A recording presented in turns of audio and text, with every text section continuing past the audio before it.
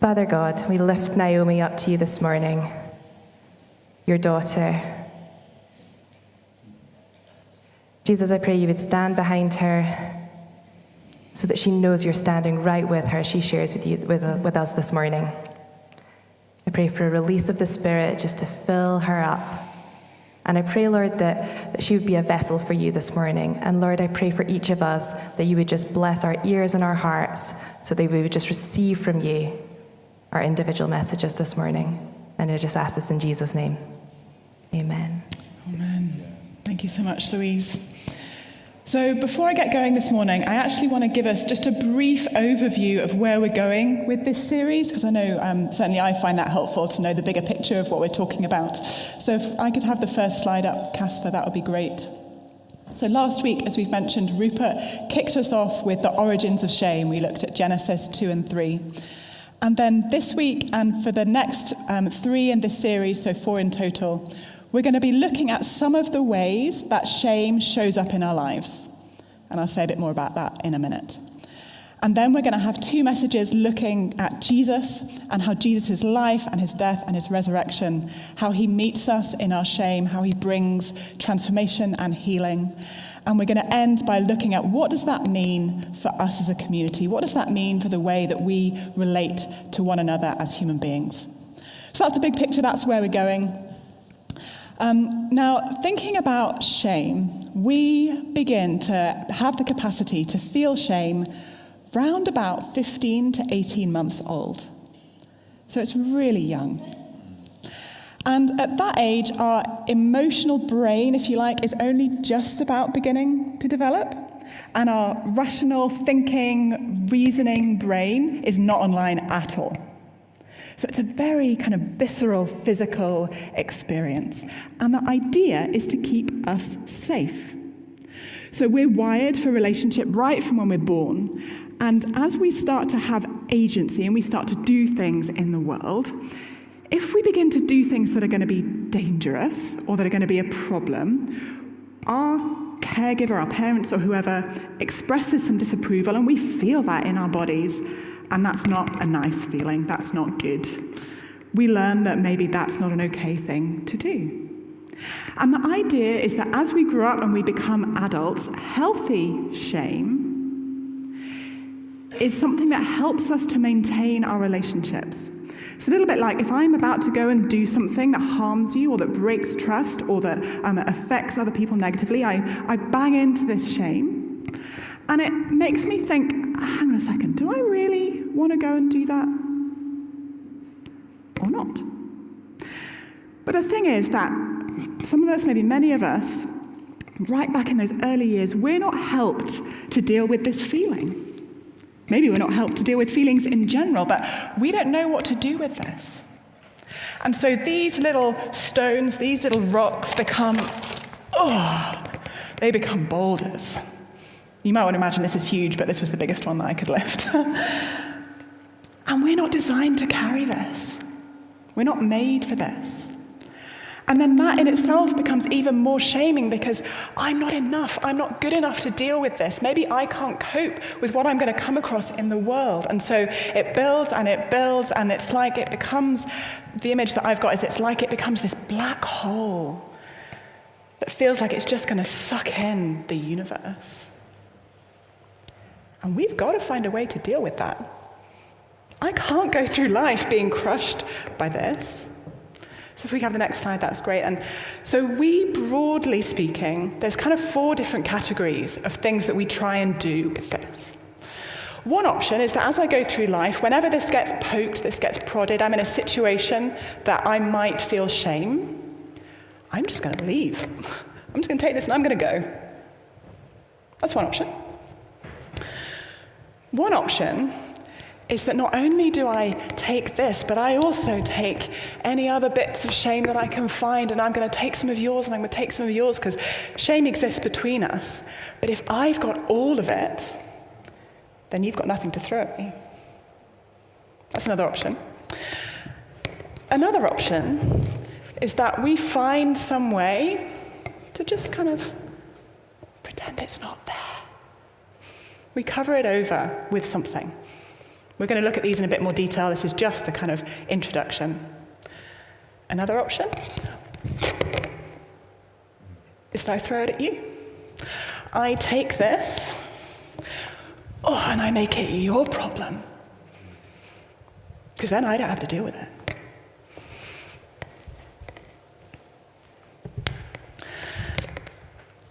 So as we go through the next 4 weeks, the purpose of this is not some kind of personality type. We may find that we do various combinations of these in different situations with different people.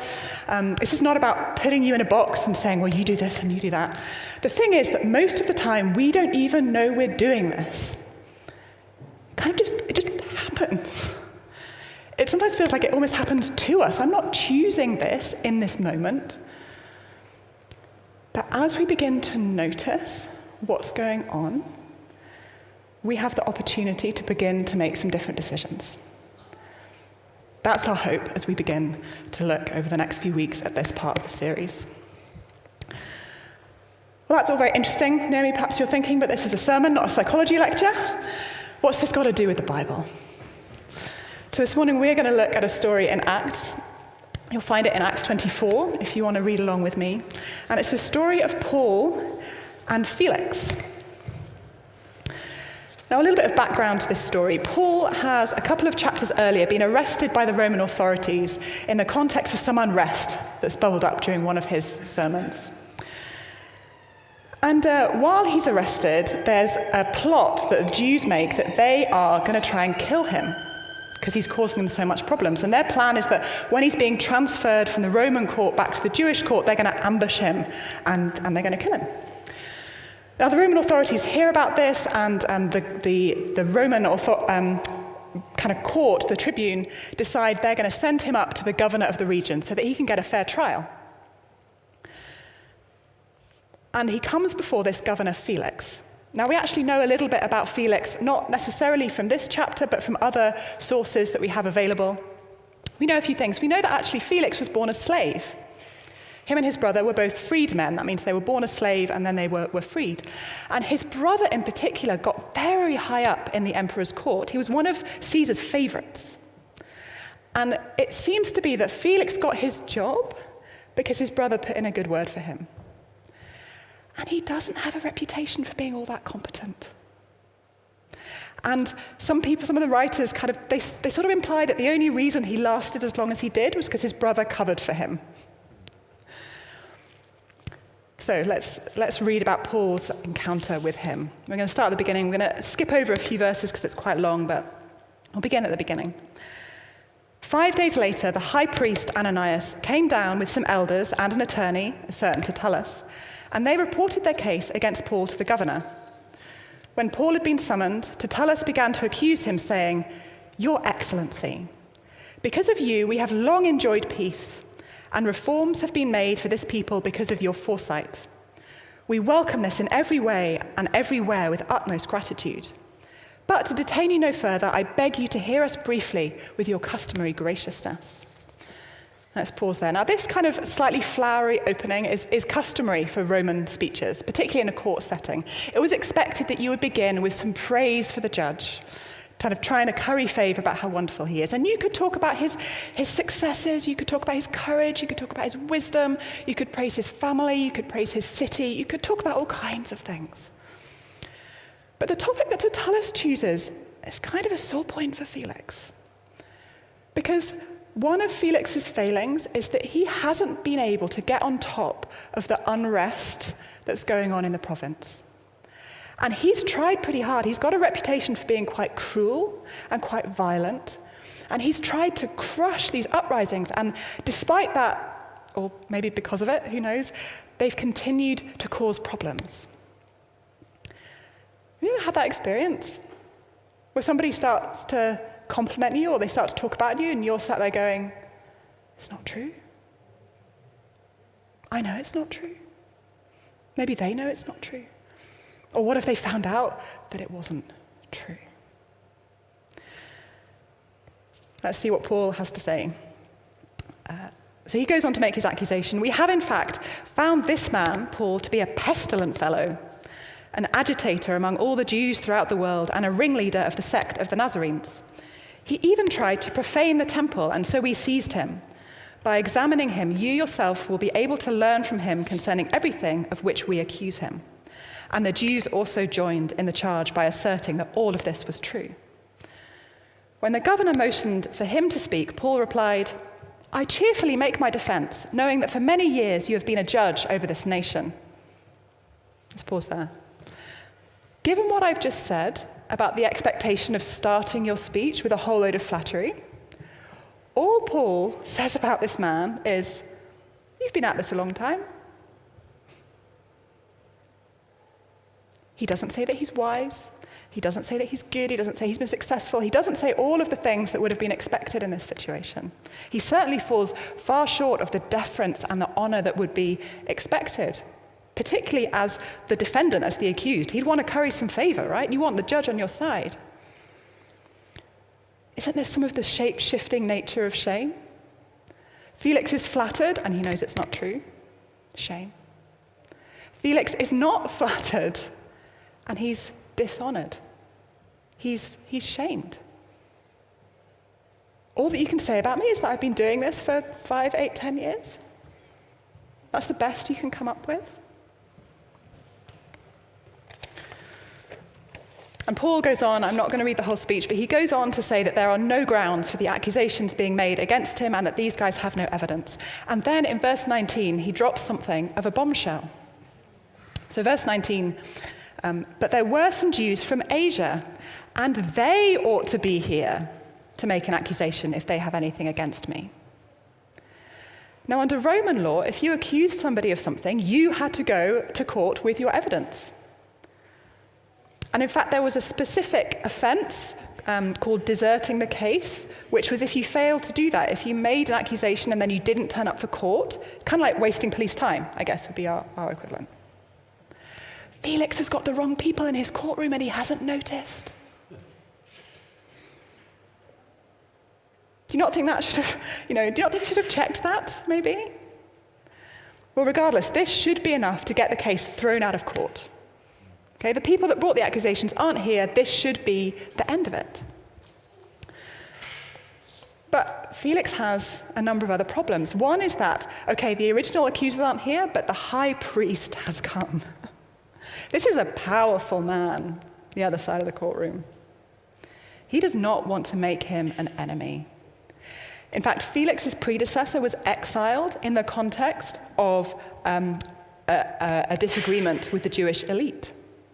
Now remember, Felix was born a slave, and he's now in the top 3% of Roman society. He's a man with a lot to lose. And this wouldn't be an issue if Felix felt that he was up to the task. That's all right, I can take what this guy throws at me. I'm going to be okay if he goes to Caesar and starts to cause trouble. But what if I'm not smart enough? What if I'm not clever enough? What if I'm not well connected enough, well liked enough? What if my brother can't fix it this time? I mean, that could be crushing, right?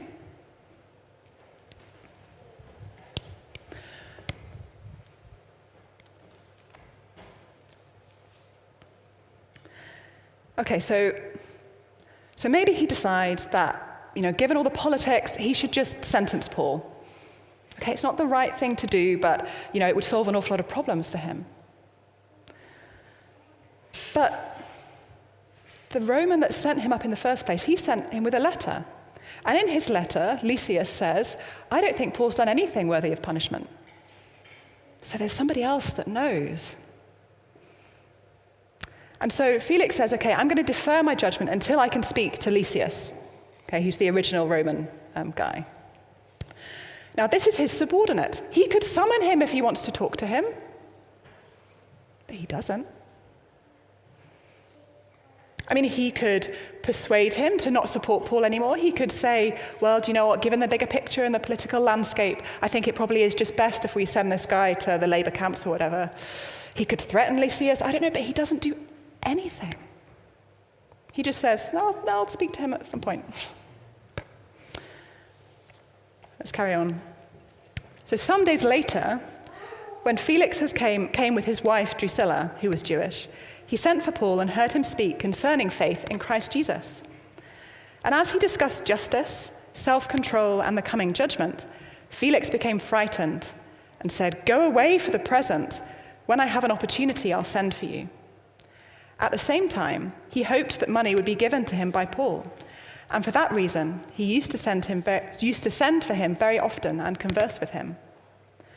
After 2 years had passed, Felix was succeeded by Porcius Festus, and since he wanted to grant the Jews a favor, Felix left Paul in prison.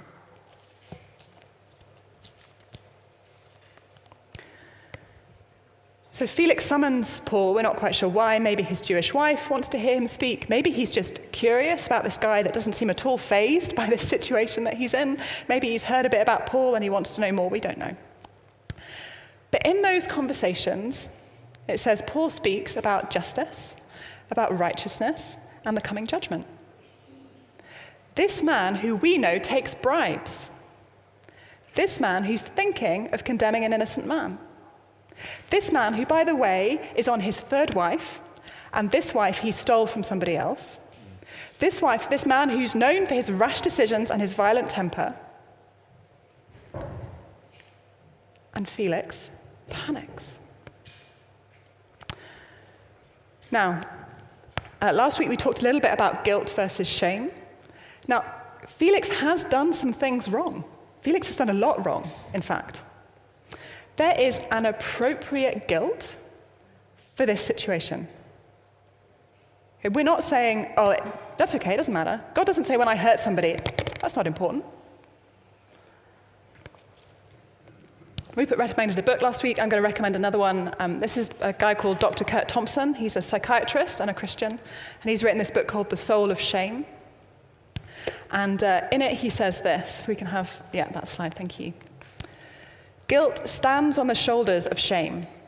We can experience shame without guilt, i.e., we can experience shame when we've done nothing wrong. But we are unlikely to experience guilt without shame.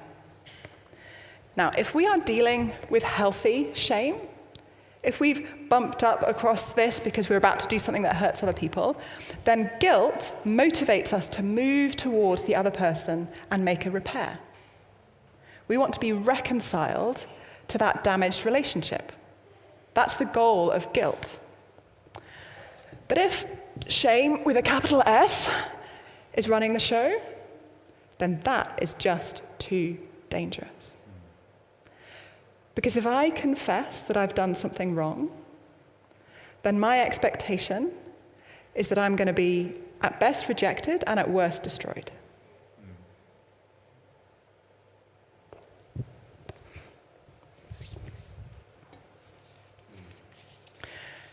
Shame is about being seen,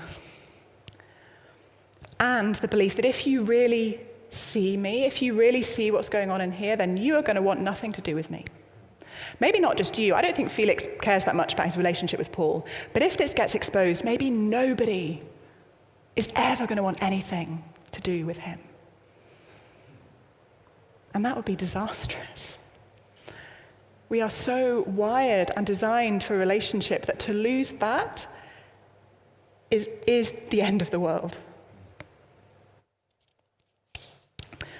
Now, it is possible, as we go through this story, that Felix at no point feels any shame. That does not mean that shame is not at work. If we can put back up that slide about how we cope with shame, one of the ways that we're focusing on this morning, I've called it run and hide, is that if we are in situations where our shame is getting poked or activated in some way, one of the ways we cope is just to get out of there. And to get out of there before we feel the shame that we cannot cope with. And anxiety is the emotion that warns us about danger. So if I am in danger of being seen, my anxiety alarm bells might start to go off. This isn't safe, don't go there, get out of there, what are you doing? And if it feels like there's going to be this imminent exposure, then this overwhelming panic just says, just get out, run, hide, get out of there as fast as you can. It's not the only reason we panic, but we're talking about shame today. A number of years ago, I wonder if you remember this story actually. Student gathering upstairs in the small hall. I was maybe a second year student. And we were talking about spiritual gifts, I think, or maybe prophecy more specifically, I'm not quite sure.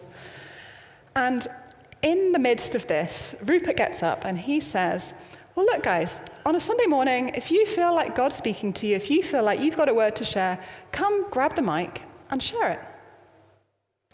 I was feeling totally fine until Rupert said that. Rupert said that, and I literally ran out of the room, down the stairs, and I hid in the gap between those two doors out there. Kind of before I even realized what was going on. At the time, I would have said that's anxiety, and it was. It was panic, it was anxiety. In hindsight, looking back, underneath the anxiety was shame.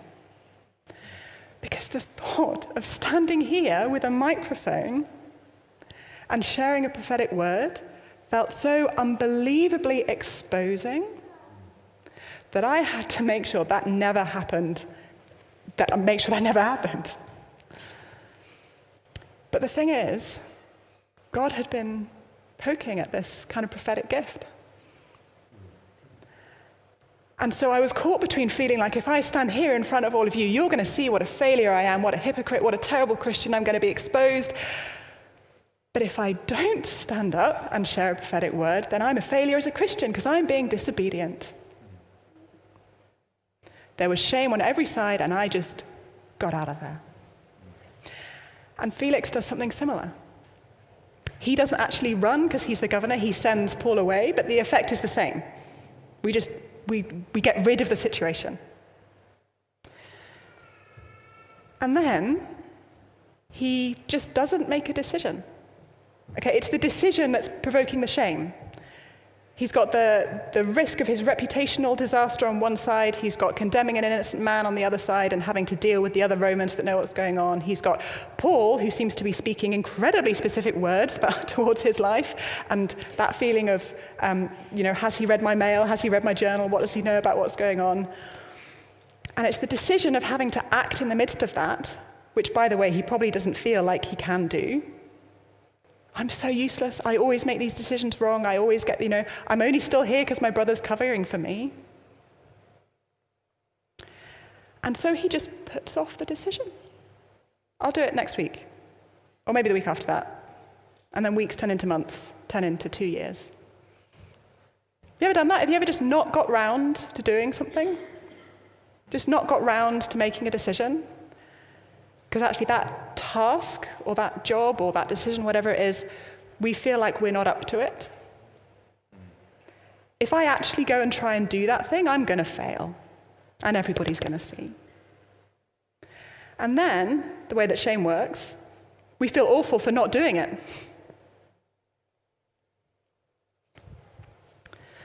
And as we think about our own lives, as we think about how we run and hide, we might notice anxiety.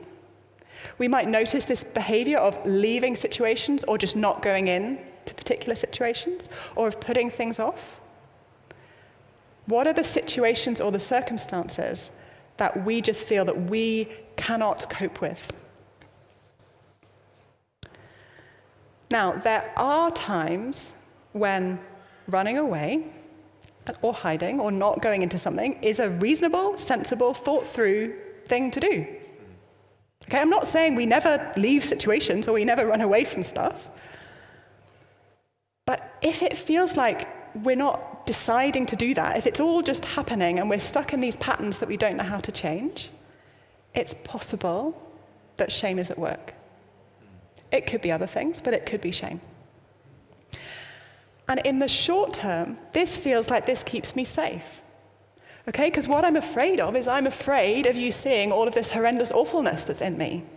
And if I'm not there, you can't see it. But the reason I'm afraid of you seeing this is because I think that if you see this, you're going to reject me. I'm going to lose the relationship, not only with you, perhaps with everybody that I've ever loved.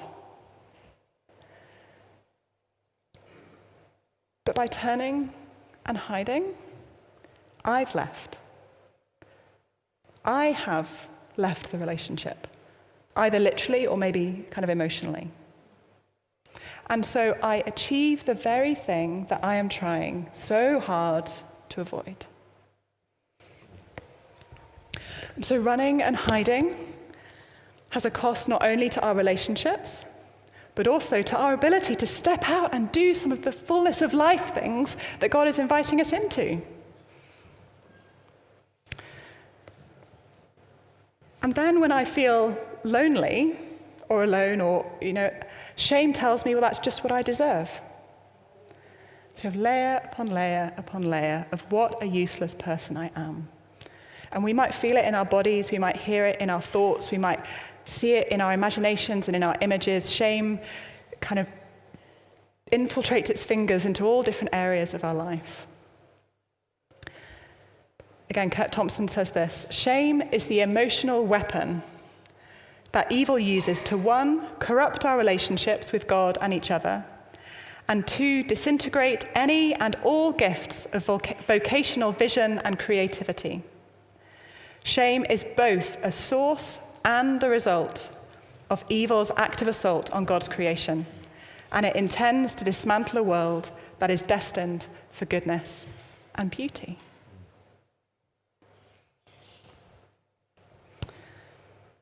But there is good news.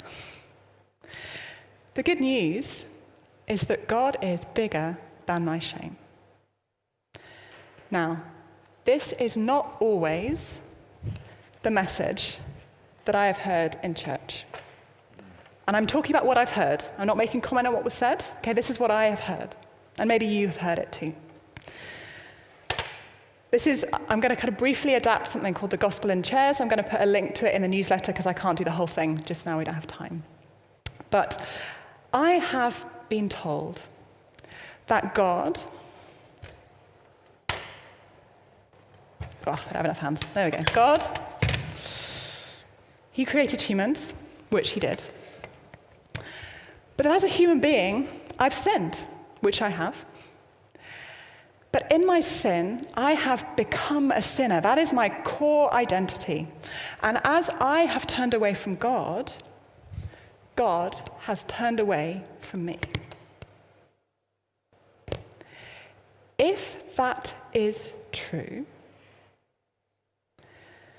then at the core of my being is something so destructive, so evil, so abhorrent, that even God cannot bear to look at it. And the thing that overwhelms me also overwhelms the divine.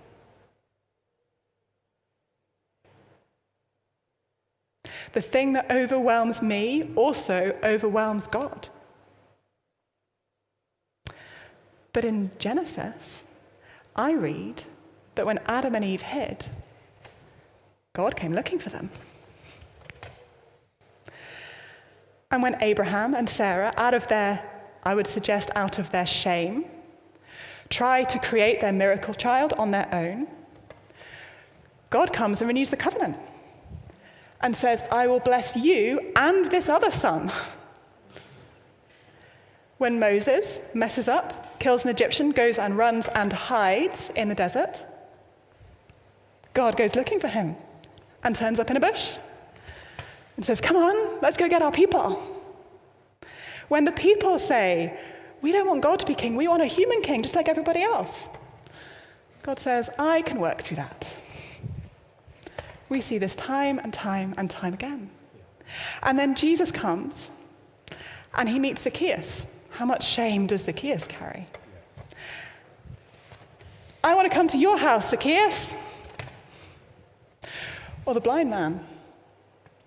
Who can we blame for this man's illness? Was it him or was it his parents? Where should the shame go? Jesus says, you've missed the point. I'm looking for him. And then one day, Jesus was crucified. In the Creed, we say, we believe that he descended to the dead. do you know what part of what I think that means is? You can make your bed in the grave. You can hide in the deepest pit of hell that you can find, and Jesus got there first. You can run as far as you want, you can hide wherever you like, and you will bump into Jesus. And just as Christ has been raised, so will we.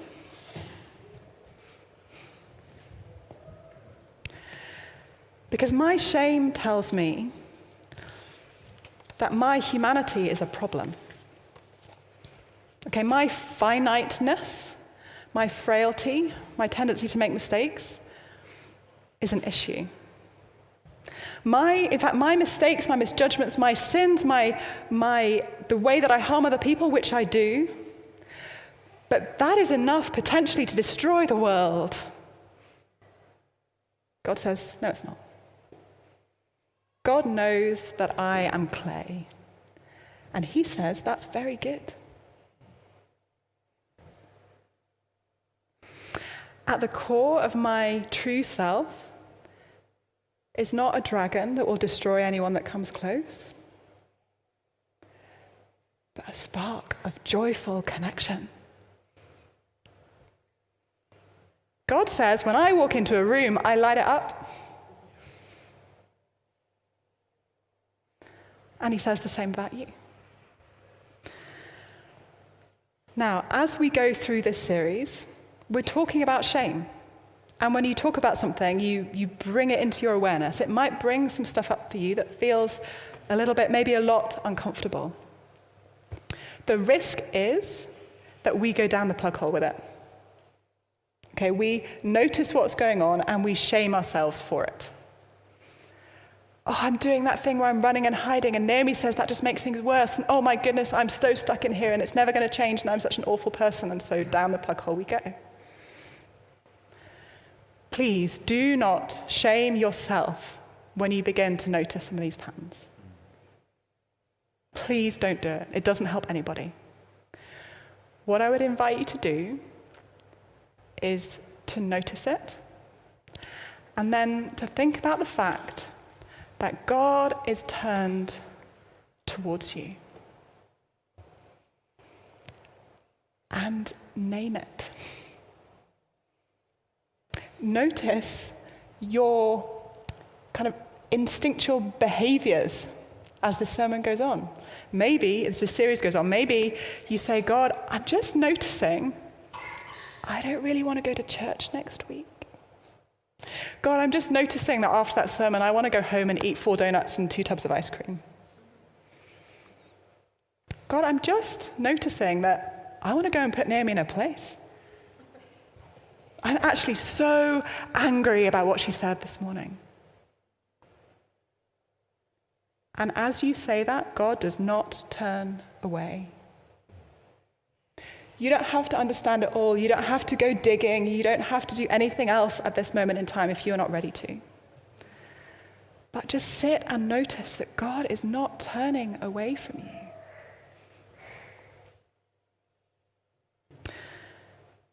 And you may wish to begin to find some people that you trust who you can also begin to name it with. That may be people in your small group, maybe people in your house, that may be people, it may be people in our pastoral care team, it may be people in Sozo, it could be lots of different contexts, hope counseling, whatever. But go gently with yourself, because we believe that God is gentle with us. And he is looking for you not to humiliate you. He's looking for you not to condemn you or to crush you or to destroy you, but he's just looking for you. And he's looking for me. And he's not just looking for a bit of me. He is looking for all of me. Even the bits of me that I have locked away so deep I don't even remember they're there anymore. Because that is the depth of relationship that he wants. So in a minute, we are going to have the opportunity to come back into worship, but I wonder if we can just pause. We're not going to have any dialogue this morning. I thought talking about running and hiding and then making people come and stand up in front of people was probably not kind or sensible. But let's just have a moment to pause and to listen. And I would invite you to ask the Holy Spirit, what is it that you are bringing up for me this morning? What is it you are wanting me or inviting me to pay attention to today? We'll just stay in that for a minute and then we'll transition into some more worship.